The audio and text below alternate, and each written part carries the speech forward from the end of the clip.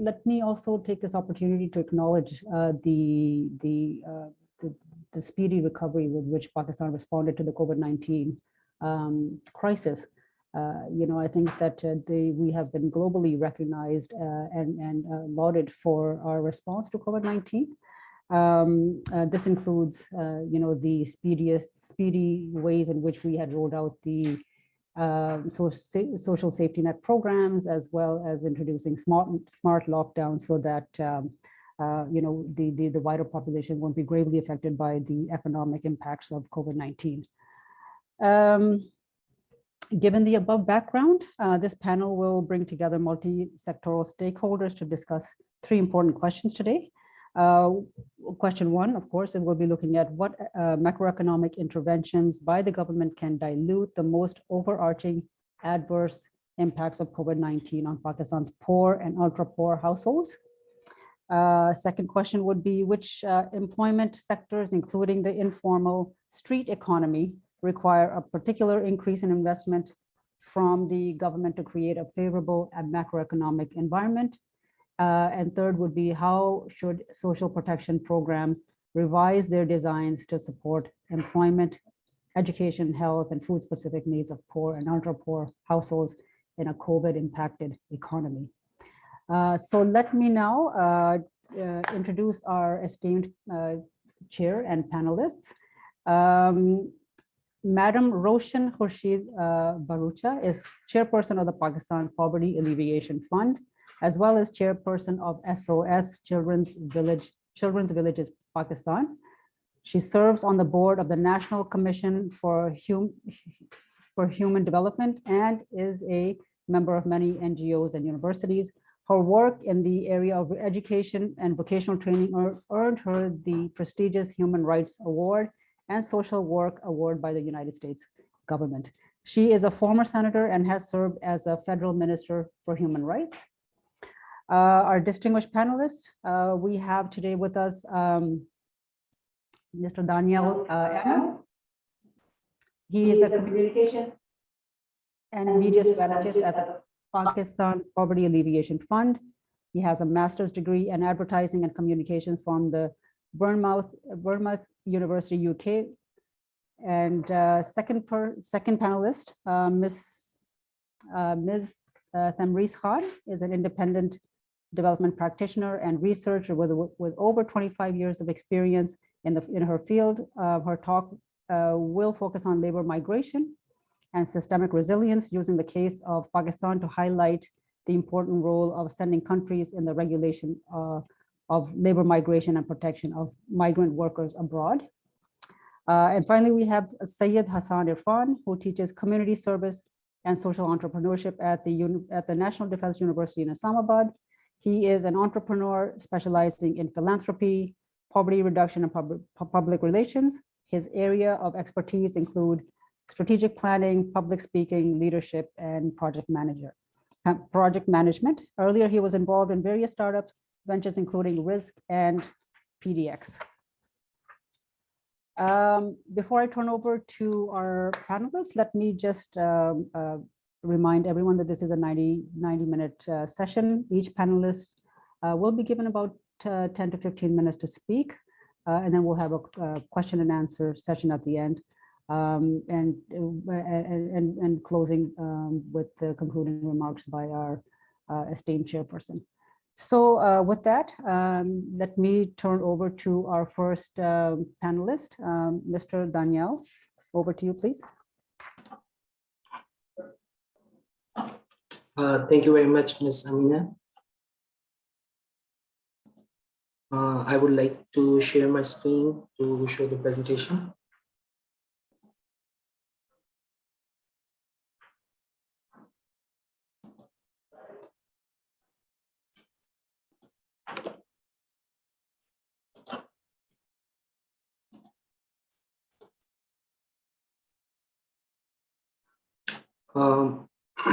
May I please request screen sharing so that I can share the presentation?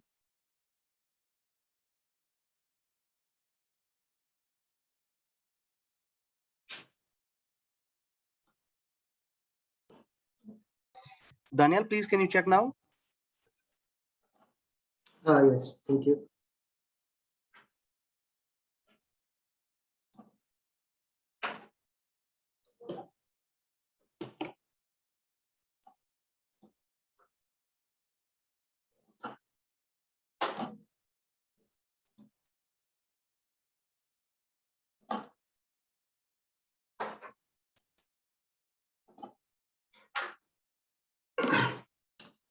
Good afternoon, everyone. My name is Danyal Ahmed, as Ms. Ameena has introduced me. I would like to thank SDPI and SDC committee for giving me this opportunity to present research findings of PPAF's work. As many of you may be aware, PPAF is the lead Pakistan Poverty Alleviation Fund. PPAF is the lead apex institution for community-driven development in the country. It started working in the year 2000. We serve the poorest and the most marginalized rural communities and households across the country with a presence in 147 districts. We support these communities to access improved infrastructure, energy, health, education, livelihoods, finance, and develop resistance to disasters. Today, I'll be representing on towards recovery of rural households, lessons from the COVID-19 response in Pakistan, which is a study that I conducted in the previous month. So with the onset of COVID-19, poor households and households with low socioeconomic conditions suffered the most throughout the world. And COVID-19 has also caused tremendous negative impacts on the livelihoods of the vulnerable population in Pakistan. Many people working in the informal sector or daily wages have lost their jobs and incomes due to the necessary measures taken to contain the spread of the pandemic. Consequently, the economic recovery was further slowed down due to during the third wave in March 2021, which made it challenging for the government of Pakistan to contain the effects of the pandemic on the vulnerable population. Even though currently the evidence suggests that with the ease of restriction, the economy may begin to recover in the short term. However, long-term effects of the poverty remain undetermined. This presentation will identify some of the impacts of COVID-19 on lives of marginalized populations. Then it will suggest growth-oriented policy measures to reconstruct the economy in the post-COVID era, focused on employment generation, controlling inflation, and increasing investment in social protection.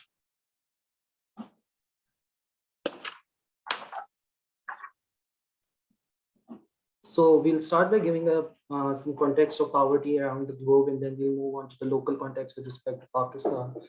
The COVID-19 pandemic, of course, continues to impact the economy and human development globally, as reported by UNDP. In Bangladesh, the poverty rate increased from 14.4% to 18.1% in 2020. India was pushed back to poverty rates of those in 2016. Indonesia's upper middle income status was changed to lower middle income status as of July 2021. And this is just the story of the South Asian developing countries. But even if you look at the developing countries, they have also suffered a lot in this, with research suggesting trends in low middle income countries outside of South Asia, such as Nigeria, indicate that their economy, although has recovered right now, but 12 million people will be pushed into poverty from 2019 to 2023. Another study suggests that although high-income countries, although were able to manage the economic shocks of the COVID response, but still areas such as the San Francisco Bay Area in USA will roughly face 5% increase in poverty from 17% to 25% in the coming year. The president of the World Bank has claimed that the poverty effects of the pandemic could be felt for the upcoming 10 years.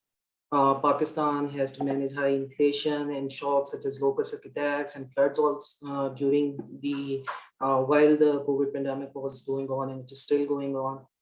Although the Pakistan tried to curb the number of cases, still it falls victims to extreme poverty caused by the pandemic.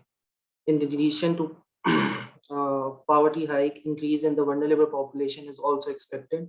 This vulnerable population includes communities earning income just sufficient to keep them slightly above the poverty line, and longer periods of national economic instability will ultimately result in pushing them below the poverty line. Poor workers, especially those on daily wages with no savings, were affected the most. Almost half, 49% of population was badly affected due to closure of businesses. Even though it was smart, government imposed smart lockdowns, 37% either lost their job or could not work, 12% faced decrease in income. Approximately 53% household at national level reported a reduction in income, either earned or unearned. Around 10% households reported facing severe food insecurity, and 30% households reported moderate food insecurity during the first wave of COVID in Pakistan.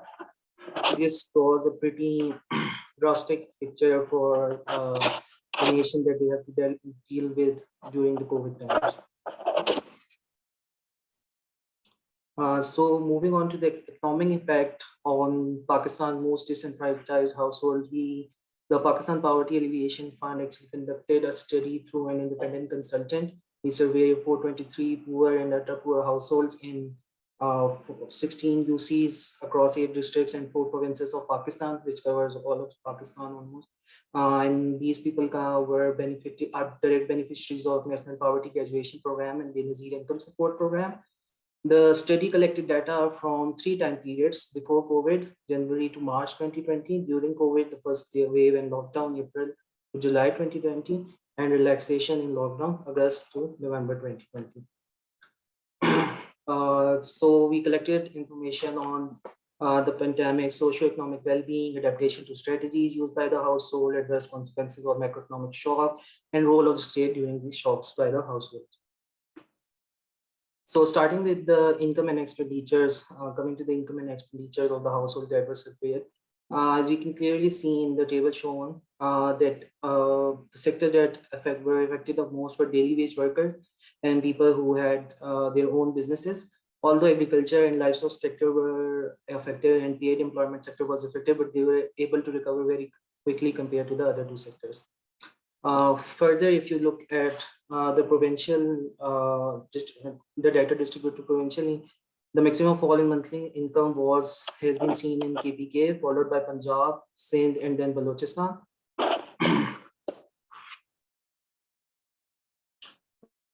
Then we come to look at what measures were taken by the communities to dilute these impacts.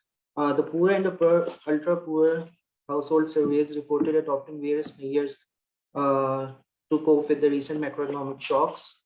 You can see how they were dealing with it, and in this table, buying less expensive food, moving children to less expensive school, and opting for less expensive medicine. And further, household took multiple measures, like people were going to 59% of population was still going to work despite the lockdown. They were willing to sell their livestock or other assets, rely on government support, take loan, and use existing savings. During this time, government of Pakistan took multiple measures to mitigate all these challenges that were being presented to the poor households. Passed in for this particular to put all this. Government of Pakistan has formed the ministry, PAS division, Poverty Alleviation and Social Security division, to consolidate all the social protection and develop programs under one umbrella. And SARS Emergency Cash Program is one of those programs. During the COVID pandemic, a special relief package worth approximately USD 70, which is PKR 12,000, were dispersed to deserving individuals. And from the survey that we conducted, we were able to see that 81% of the people surveyed were relying on that support from the government. Further measures that were taken by the government to mitigate the response was as of January 2021, the government of Pakistan has approved an economic relief package worth $5 billion, out of which 1.1 billion will be provided to low-income groups. The multi-stipend and the Benazir Income Support Program was almost increased from $12 to $17. And government of Pakistan has dedicated around $20.9 billion for the Kamiya Pakistan program, which is successful Pakistan program. And it has five major, which will serve 7 million families in the next 5 years. It has five components: Kamyab Karobar, which is successful businesses; Kamyab Kisan, successful farmers; Naya Pakistan, low house costing; New Pakistan, low house costing; Kamyab Hunarmand, successful skills development; and Syed Pakistan, healthy Pakistan. Uh, besides this, the government also initiated SA Street Hawkers Initiative for improving the ecosystem around formal economy or the street economy. We'll talk further about it in the coming slides. So when we come to recommendations, we would push the government to keep on doing these, to keep on building on these measures: increase investment in agriculture, compensation insurance for losses to easy credit availability, investment in employment schemes such as employment guarantee scheme, temporary income support, employing active labor market policies, educating and training the population, subsidized employment or business support for rural people originating from rural areas, reforming business processes for small medium enterprises, and encouraging the informal street economy to enter into the formal economy. Thank you very much.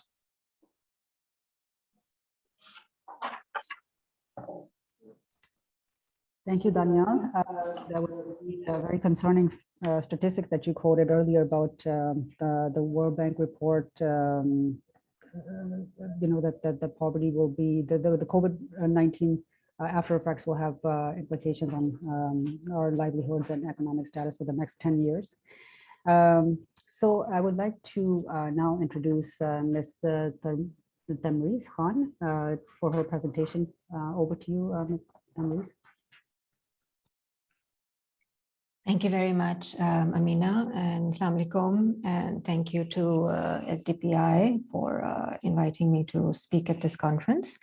My topic today is somewhat indirectly connected to rural poverty as a result of COVID-19. I'm going to speak today about labor migration from Pakistan and the impact that COVID-19 has had on labor migrants and their families in Pakistan. This is based on a paper that I wrote at the beginning of this year for the European University Institute in Florence, who are doing case studies on systemic resilience in labor migration governance systems as a result of COVID-19. And I used Pakistan as a case study because this issue is something that I think has not been highlighted enough as one of the fallouts of COVID-19 for the country. So just a little bit of background to start with. So Pakistan is the second largest migrant sending country in South Asia after India. We have approximately 11 million Pakistani labor migrants globally. A majority of them are labor migrants, and 90% of them are those who are employed in the Gulf states, primarily in Saudi Arabia and UAE, but also in other states such as Oman, Qatar, Bahrain, Kuwait, etc. They are mostly low-skilled or medium-skilled tradesperson who work in the construction industry primarily, and in low-scale jobs.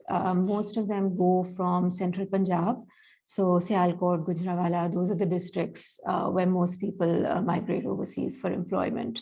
Khyber Pakhtunkhwa is also another province which sends a lot of labor migrants overseas, primarily to the Gulf, Balochistan and Sindh, not much so. So obviously during COVID-19, we all know as a result of the lockdowns and border closures, labor migrants all over the world were trapped in the countries that they were working in. And this was a major issue because it affected both not just the supply chain of the industries that they were working in, but also their own personal status and income. Because as the previous speaker has also said, that many people have lost their jobs. And so labor migrants who were working temporarily overseas in other countries, particularly the Gulf, also lost their jobs. So we saw this heightened state of insecurity during COVID-19 for labor migration all over the world. And a lot of it was associated with lost incomes. In the case of Pakistan, majority of our labor migrants in the Gulf, who are the only income earners for their families back in Pakistan, for the first part of it, first part of COVID-19, they were stranded in the countries they worked in. And the repatriation efforts by Pakistan to bring them back to Pakistan was a very slow process. Initially, it didn't exist at all. And then gradually over several months, Pakistan started to fly back these stranded migrants back to Pakistan, because majority of them were sitting in these countries under very unhealthy conditions, not being quarantined, being cattled into, particularly in the Gulf, who received a lot of criticism that a lot of the labor migrants that worked there were basically not even being provided any support or care. And they were basically just thrown out of their jobs and left out in the cold. So Pakistan slowly and gradually started to bring back its migrants from the Gulf. Upon return to Pakistan, majority of these workers had no jobs, and they had no other means of support other than the jobs that they were working in. So the Pakistan government, under its immigration laws, is technically obliged to protect its overseas migrant labor force and provide them with the economic opportunities upon their return. However, in this case, the government did not provide these returning labor migrants with any adequate facilities, compensation for lost income, or any alternative measures of income. So this took their households, a majority of who do belong to rural areas of central Punjab and KP, with absolutely no income whatsoever. Remittances sent by foreign workers to Pakistan is the main source of income for their families. And once they lost their jobs, their income and these remittances also stopped coming in. So there was this fear that there would be a severe decline in the remittances. Overall, Pakistan projected it as if there will be a severe decline in remittances coming in, while at the same time not doing anything or providing any measures specifically for laborers coming home. A number of the measures that were mentioned by my colleague in the presentation earlier were for Pakistanis who were living and working in Pakistan. But there were no measures as such for those who were not living in Pakistan and who came back to Pakistan, losing the only job that they had. A lot of migrants were also irregular Pakistani migrant workers working abroad. And by irregular, we mean those who had not traveled overseas through the regular government channels provided by the Bureau of Immigration. And a lot of this is because a lot of these workers can't afford the process of finding an overseas employment promoter, having access to regular jobs in other countries. And so they choose an irregular process whereby a lot of unauthorized agents are paid a large amount of money and documents are prepared and then they're sent abroad to work. So these migrants are not registered in the Pakistani system at all. Yet they were also stranded abroad and had to be shuttled back, and they had absolutely no government assistance whatsoever. At least a lot of the formal labor migration that goes through government channels technically and theoretically had access to government assistance. The fact that they didn't receive it is a different issue, but these irregular migrant workers had absolutely no access to any sort of assistance. So this has created a great strain on the rural households that they worked in as a knock-on effect, because they also lost the only source of income that they had. And this is not just in Pakistan, this is all of South Asia. So other countries, sending countries like Nepal, India, Bangladesh were also in the same position. A lot of their overseas labor migrants were also stuck in other countries, primarily the Gulf. And they also lost all their jobs and their income. And there was a great uncertainty among them when they came back to Pakistan about whether they will be able to return to their jobs in the Gulf once the pandemic was over, or unless the pandemic was brought under control. I'd like to highlight this particular case because we don't talk about labor migrants as one of the employment sectors that Pakistan promotes. And it is a large part of the, we have 11 million people working overseas for us and sending a very high level of remittances every year. So they are a major employment source for the country. And the fact that they don't have access to adequate services, even though they are entitled to, is a major issue. And COVID-19 brought this heavily into perspective. Also, a lot of them are low-skilled workers, so they do not have access to more higher-paying or better-paying jobs when they come back to Pakistan. When they come back to Pakistan, a lot of them will have to integrate into the existing system of the informal workforce, particularly if they have lost all other means of income. Also, a lot of them, because they're low-skilled, they are vulnerable because they have low wages to begin with. According to Pakistani standards, their wages may be high if they're working overseas, but overseas their wages are extremely low. They are exploited by employers abroad. They are not given benefits. They are not given proper living conditions. And a lot of their money, majority of it, 95% of it is sent back home to Pakistan to support their families. So they have pretty much no savings at all. So our economy being heavily dependent on remittances earned by these migrants is a big red flag, because households then go into poverty if they're not able to access this income. So it highlights an urgent need for labor, immigration, and protection policies in migrant sending countries like Pakistan to be better prepared to protect their most vulnerable but high remittance earning migrants in response to major external shocks. And a pandemic is one of those shocks that we were not prepared for at all.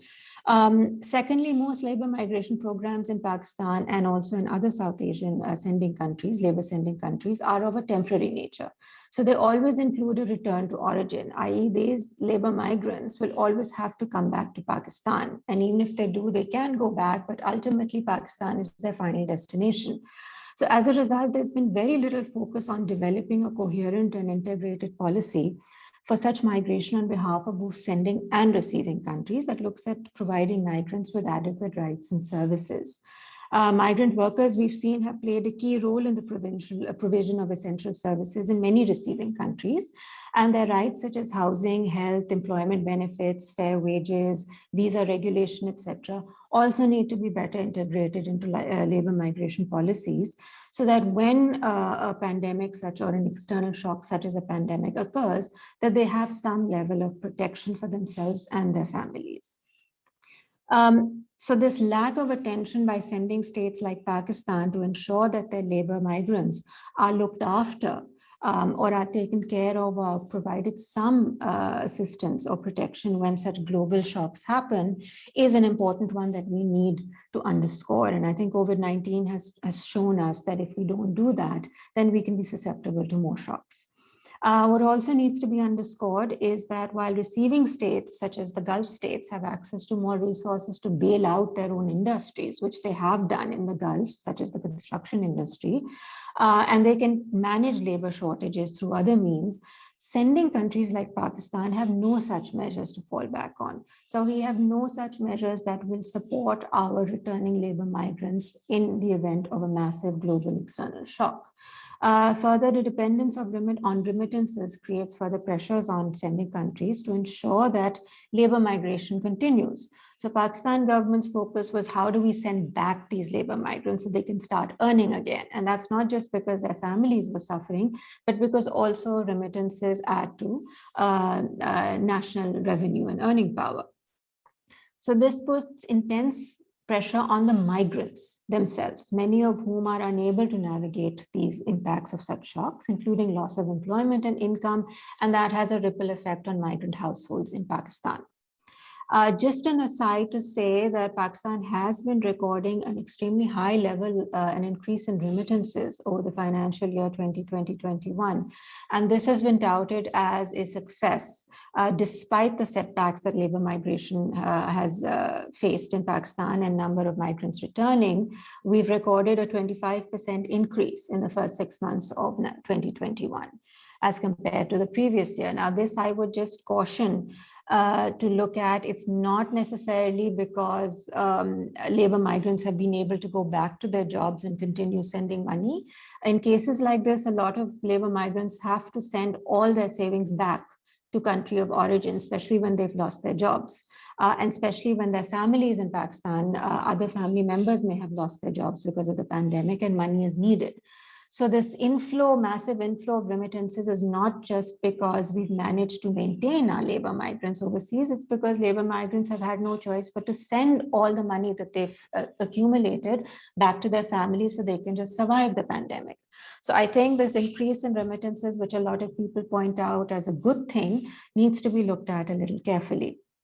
So I'll just like to end with saying that the role that labor migrants play in systemic resilience in societies during major shocks is not just influenced by the receiving country and the fact that they've had to shut down their industries, but also on the countries like Pakistan that send our migrants abroad. And that it is our responsibility to have a policy in place to support these migrants and to buffer the shock that they receive on return to Pakistan so that them and their households don't suffer. And I think this is a window of opportunity for Pakistan and other labor sending countries to strengthen these policies, to talk more about them and how we can effectively deal with external shocks in the future. Thank you very much.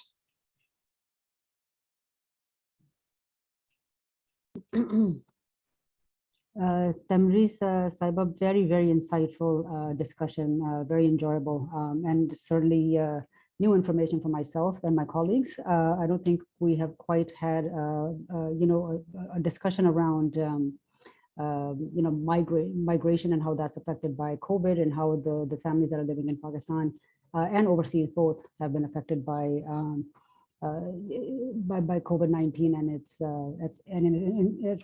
impact on internal and external migration.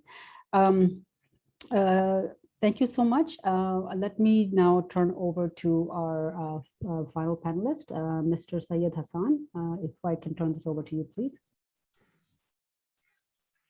Thank you, Ameena, for the introduction, and thank you, SDPI, for inviting me to speak at this conference.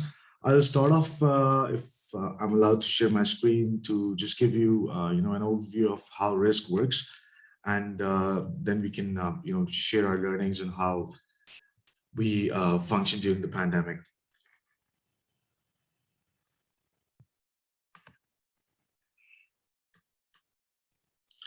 So we started off back in 2014 and 15 as a student-powered movement, starting off from lumps. And the whole idea was that food shouldn't be wasted. And starting off a student movement, and if you look at what we've accomplished in the last 5 years, is that we have 22 different food banks in 5 different cities, and we're feeding a few thousand people every day. So why hunger? If we went down to our, the guide, and what was his perspective on how to fight against hunger. There are millions and millions of people who are hardly, they can get a meal every day. So if that's the idea of Pakistan, even Qaid doesn't agree with that. Moving on, we started off with 3 founders who were undergrad students. We were moved from one of our mothers, Josefa's mom, who runs a soup kitchen, serves almost 2,000 people every day. And being economists, all of us being economy students, the whole idea was to expand this and to create a bigger impact. So looking at the picture where Pakistan is at the moment, we're the 6th largest diaspora. We are one of the top most generous nations. And at the same time, we have 40 million people who are, 40% of our population is food insecure. So how does risk tackle that problem? We set up a food bank in different slums and different rural areas, which has 4 different products. Risk Ration.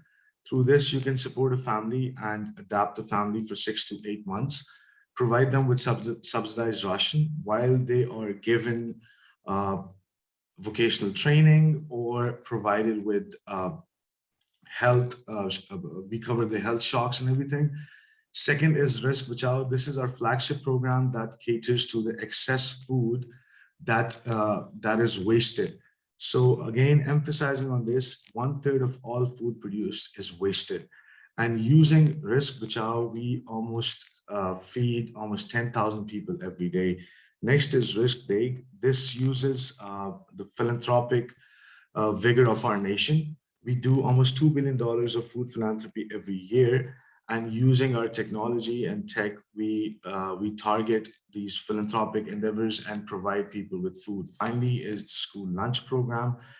And through this, right now, we are, as I said earlier, at 22 different food banks, 4 different cities. Finally, I would like to emphasize on the impact that we have made in this year. Through Risk Bachao, we've saved up to almost 500,000 kilos of food. We have saved 26.4 million worth of food. Through Risk Roshan, we've given 1.5 million meals in this year, and through Risk Big and Risk Philanthropy, we've done almost 74,000 meals this year. This map gives you a picture of where we are serving. Finally, our partners, we have 45 youth chapters in all of the universities in the country. We have 50 plus nonprofit partners, 30 food banks, and 50 restaurants that are giving us their access. So the whole idea of Risk was that in economics, we always read that there's a scarcity of resources. During our work with Risk, we have learned that scarcity is a latter issue. The actual issue is the supply chain. And during COVID, this supply chain that the whole world faced a disruption in supply chain, we learned that if this supply chain is managed in a better way, we can actually provide the bottom of the pyramid. So to sum it all up, at Risk, what we're trying to do is that reach out to the people using technology on ground through these food banks, doing a robust analysis that provides you with MPIs and poverty scorecards of families that actually require help, and to reach them using technology. That would be it from our end for now. Hello?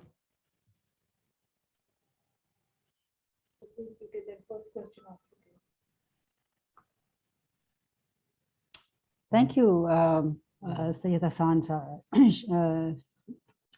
We've had very, as you can see, we've had very diverse perspectives from the three panelists today. Our speaker, Danyal, spoke about the impact on the rural poor. Ms. Themrise discussed the impact of COVID on labor migration and onward impact on the families who depend on them. Of course, Hassaan recently spoke about the Citizens Initiative to respond through food distribution and leveraging youth and partners.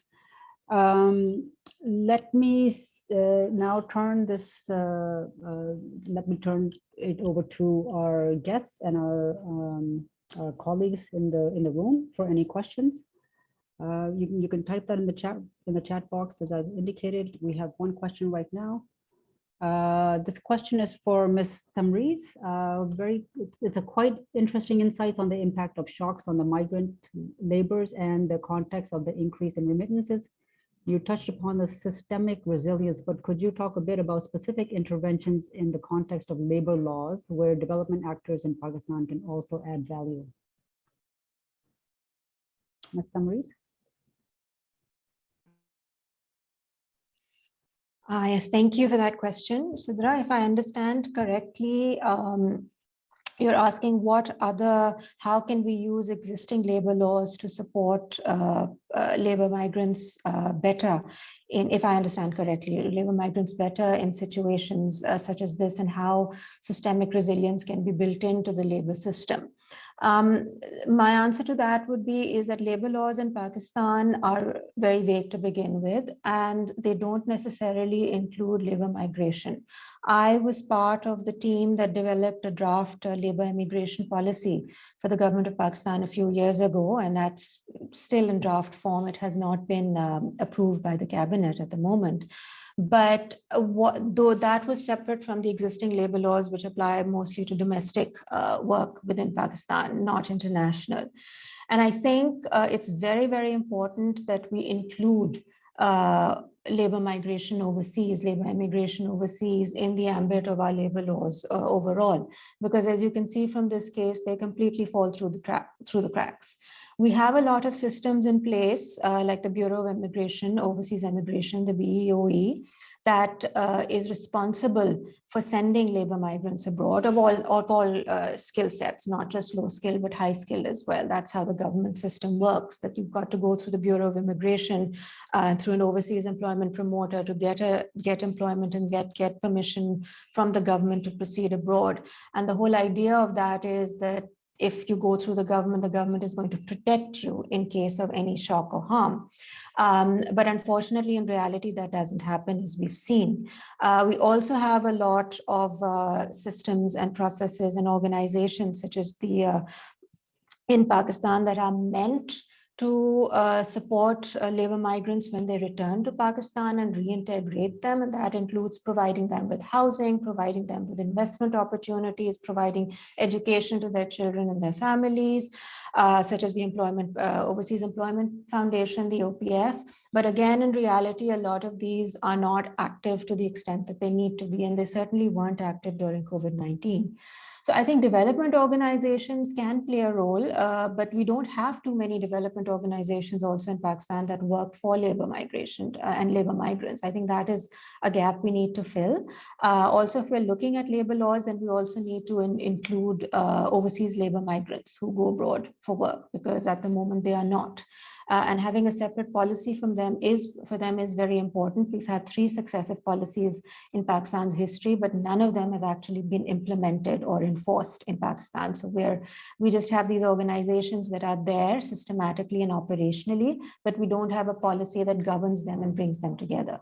So I think that's someplace development organizations can possibly come in and lobby for better inclusion of labor migration policies into the overall employment policy of Pakistan, as well as work for labor migrant rights overseas and ensure that they are provided the services that they are entitled to under the government rules and regulations. We actually have an ordinance that governs labor immigration overseas, but again, very poorly implemented and not up to date at all. So I think that's where I think development organizations can play a very important role. Thank you.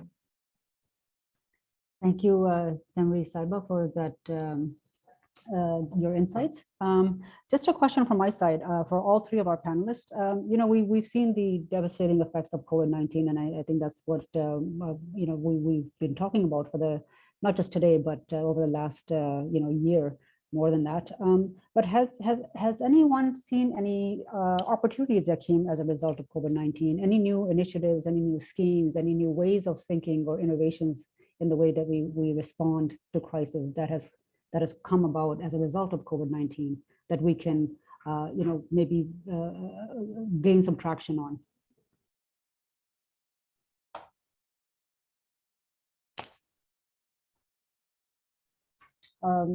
Perhaps we can maybe Themrise or Hassaan, if you want to respond to that. Yeah, there's a question on the chat box for me as well. So I'll start with that and then come to your question. So the question is, what is your beneficiary targeting approach? So thank you for this question. So what we do is we go to a family's house. We do MPI, a multi-poverty index questionnaire, and then a poverty scorecard. So it's not just that risk is recommending a family for anyone's support. So you get a numerical value of how someone, what's the poverty level of someone or a particular family. And then for that particular family, we design an intervention that ranges from 6 months to a year. And in that 6 months to a year, we provide them with subsidized ration support. And in return, we demand from that family that their kids have to go to the school that is partnered with us within that vicinity.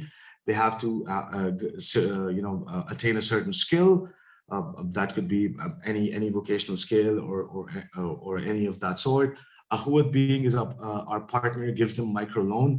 So the whole idea is to, number one, assess the family using MPI as a poverty scorecard, design an intervention for that specific family, which is tailor-made for that family, and then within 6 months to a year, they attain a certain skill level that they don't at least require that ration support of 4,000 to 5,000 rupees. So that's how we target our family and then graduate them out of that poverty level.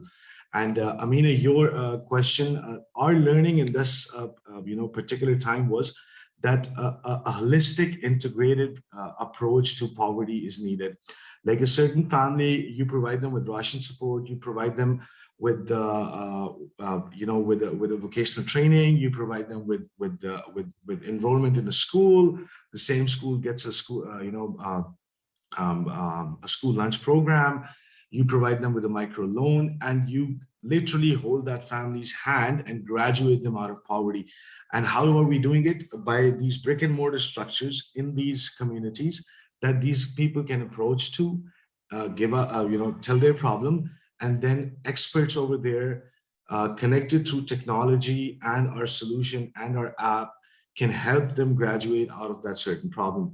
We've been testing this model, which we call a social stock exchange model, in two of our vicinities, one in Ilahi and one in Islamabad. And the results have been remarkable because, a solution designed in Islamabad for a poverty-struck community in Bahawalpur doesn't work. So you have to go on ground, hold their hand, and graduate them out of poverty. That's our learning in the last year or 2 years. I hope I answered the question. Yes, thank you. Thank you. That was very clear. And I think that replicates the PPAF model as well. Any other questions? I don't see any hands raised and nothing in the chat box either. Ms. Ameena, if you allow me, can I respond to the innovation or any smart solutions that were implemented during the COVID period in the past year? Yes, please. Yeah, yes, please. Yes, so this was also mentioned by His Excellency President Dr. Irfan during the inaugural session of the 24th Sustainable Development Conference, that while the whole of the world was deciding that whether we are going to go for a full lockdown or even if a lockdown is necessary, and they were fighting, they were sort of debating and arguing over the value that it is going to create and how many people are going to suffer, Pakistan had to make a very calculated decision and very sort of calculated decision and a very risky decision at the time that we are not going to completely lock down the country. And if you remember correctly, it was really opposed at that time. I was one of the people actually who was opposing it at the time, but it worked out excellently in the end. The government went for smart lockdowns and lockdowns in targeted areas. So that especially sort of in our society and our socio-economic structure, it gave us a sort of a window into dealing things with another way. Instead of closing everything down, we can sort of restrict it to a certain area and then impose smart lockdowns and then continue. And this we can also, the strategy can be also utilized for any future pandemics that may come or any other diseases that may be spread through the masses. And this procedure implementation can be applied to other social protection programs as well. As Hassaan mentioned that you cannot apply the same program at one place for helping the ultra poor and the poor. So this is the same sort of strategy that we have to take forward and be smart about our policies that we are implemented, and we should localize them according to the targeted regions and the targeted districts. Thank you.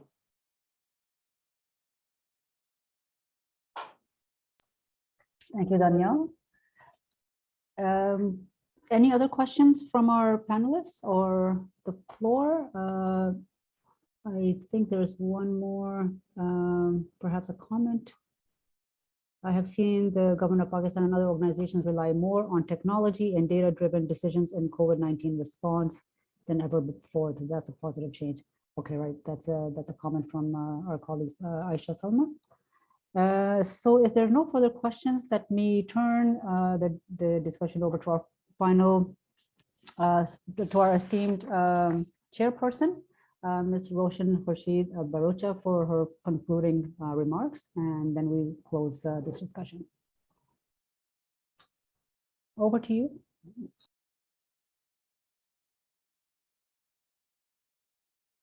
Ms. Roshan, I think you're on mute. Oh, sorry. I'm so sorry. Just listening to all the three presentations, I really feel the research has been done so well. Danyal speaks about how in COVID, like so many people died, daily wages. People had such a lot of problem. I could imagine that being in Balochistan especially, and how people had faced a lot of problems, one after the other. We went through all a lot of problems. Especially I felt about the daily wages people who were earning on daily wages, and they had no money, no income. Then the private sector started cutting up money of the people who were working, employees' salary to 10% instead of increasing. So a lot of trouble. We had gone through a lot of trouble. Themrise, she raised about the labor migration. I can imagine what problems they had faced, the family had faced, because our people also from Cage, those people who had gone from Oman to Dubai and places being drivers and all over there, and all of a sudden never dreamt of what was going to come up, and all of a sudden everything came down and they had to come back. So that was, I agree with her, there should be laws and it should have been made before, but anyhow, we learn lessons from whatever comes up. And Hussain, oh, that touched my heart about the food and the way they are working and the food bank and all. I think it's so good. We are feeding poor people. And the best thing what he said was very much interesting, was that they give food to the families, and in return they ask them to send the children to school, let the boys and girls learn vocational or technical. That's a very good thing, you know, to give some initiative. Yes, we give them, and we don't try to make them beggars, but we try to give them some initiative that you have to go forward and do something about it. It was really very good, and I think it's an eye-opening for all of us. It's an eye-opening for the government and ourselves. But one thing I would like to say here, that this SOS program has been very successful program. And poor people have been getting money, and not that they had gone through a lot of problems and all. I've seen it with my own eye, they got the money, and it was a very systematically done. NGP program of PPAF is doing very good, going how to household, looking at people, measuring their poverty, and then working, giving them assets and all. As in the pandemic, agriculture went down, livestock went down, everything came to an end. But we really wish, I feel, we have learned where our mistakes were, and I'm sure, I hope we don't face such sort of problems anymore. But anyhow, we should go forward, and wherever we couldn't do things, we should do it now. So I must thank all of you for your very good presentation. I myself had noted down a lot of points, which I feel, which is going to help me also, that how can we go about after this pandemic. Thank you very much, all of you. Madam Chairperson, thank you so much for your wisdom and for gracing this session. And I appreciate and acknowledge the wonderful perspectives of our three panelists. And thank you again to all that have participated and kept this very lively and interactive discussion. So with that, let me conclude and wish you all a good afternoon. Thank you so much. Thank you. Oh, sorry, one moment, one moment. It's just a request, if everyone can please turn on the cameras for our final, photo opportunity for SDPI and PPAF. Let me turn mine on as well. Okay. And Ameena, you've been an excellent moderator. Thank you so much. Good. And if I can, on this request, Hassaan, if I can have his number, because what he's doing, because we also in SOS Quetta, what we are doing is also this food panda people also give us the leftover foods for our children SOS, whatever they don't throw it, they bring it to us. So I felt when I heard this about his, I was really much interested. Very good program, something very new. And I think this we should do it in Balochistan also. I think it was excellent. It touched my heart. Thanks a lot for the kind words, ma'am. So just focusing on that food panda that you mentioned. So in Islamabad, every day 200 orders get cancelled, and 200 orders translate into 400 meals every day. And that's just Islamabad. I don't want to name any brands over here, but you know, the leading hotels, every day they waste almost 2,000 to 3,000 kgs of food. And if we can, you know, make them agree to all of that, like it took us 3 years to convince Subway to give us their bread that is then fed to old homes in Islamabad and Lahore. So thank you very much for the kind words, and we're doing what we can.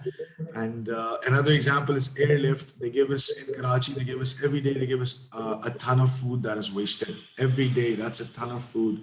That's almost like 1 kg is equal to 3,000, sorry, 3 meals. So just you can do the math. So definitely, I can, if you allow, I can write the number over here or whatever is the way. You can ask the SDPI. Sure, please. And I would Please, definitely that would love be to come see you good, and discuss this in detail. Sure, sure. Thank you. Thank you Thank for you a very good much. work. So nice of Keep you. it up. Keep it up. Good. Thank you. So nice. Thank you. Thank you all. Thank you all. Have a good afternoon. Bye. Cheers.